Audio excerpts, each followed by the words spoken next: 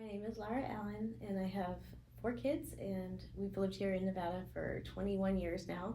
So I've been dealing with medical problems for my kids for well over a decade, and we've gone to a lot of doctors, and have had a very hard time finding people that know how to treat my kids' chronic illnesses.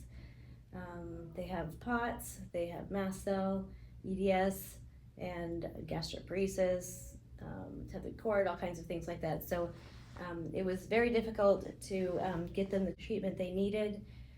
I've had 2 daughters that have both spent time being bedridden because of it, and we've had to take them out of state to be able to get the treatment and the surgeries that they need so that they could feel better. Wow, what intense experience this has probably been for your family.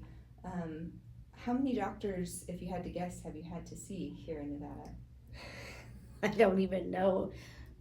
Probably at least 30 more, like well over 30.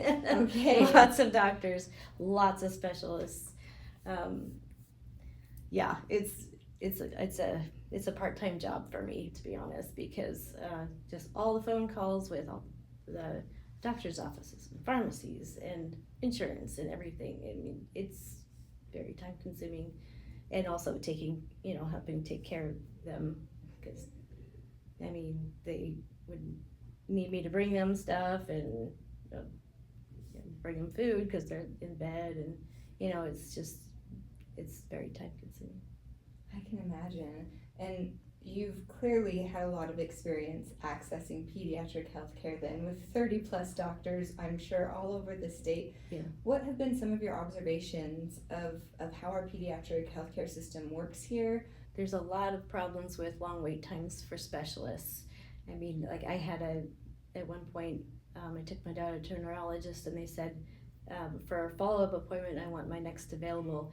And so when they checked his schedule, they were like, oh, that'll be 5 months till the next available. And I was like, 5 months is your first available appointment? And that's what it was. It was 5 months.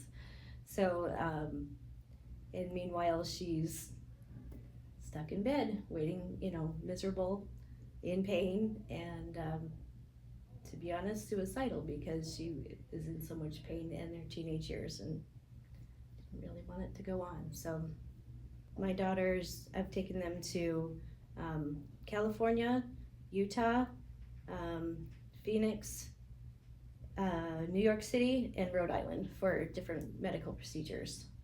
So it's been a lot of money, a lot of time, a lot of it's been quite the ride. In your experience, from what you've had with your family, what could be improved upon here in Nevada in pediatric healthcare? Ones that we have specifically struggled with is finding a pediatric pain management doctor. My daughter has EDS, and so every single one of her joints hurt, every one.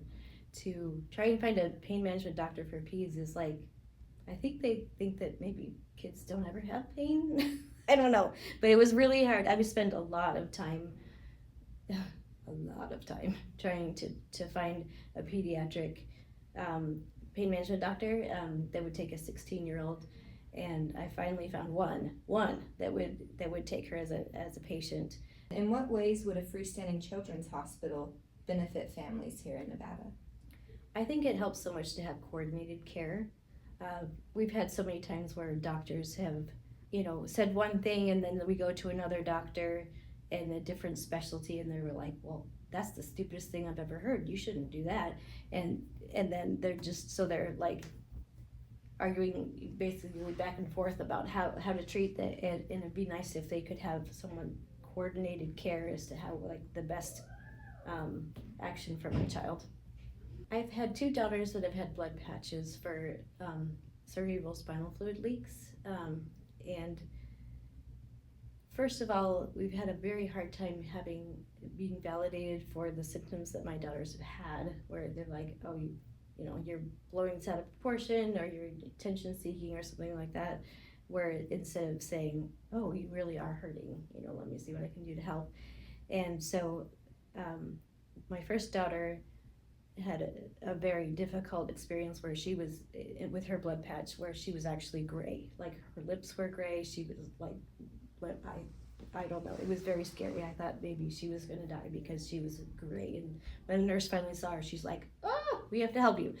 And then so when my second daughter had a leak, we went to have a blood patch done, and I was like, I've had this experience. Can we please do this in a hospital? Because they wanted to do it in a surgery center. And they were just like, no, she doesn't need to be, even though I argued it a couple of times. I'm like, I really, really would like to do it in a hospital. And they were like, no. And I said, okay, but I'm really nervous about this. She had an allergic reaction to the anesthesia, and she had convulsions for hours in the surgical center. And they didn't really know what to do with her. They wouldn't really help her, wouldn't even give her pain meds or anything like that. And then they finally sent her off by ambulance to an ER. And so I just wish that they would listen to us as parents, because we know our children best, and have it be patient focused.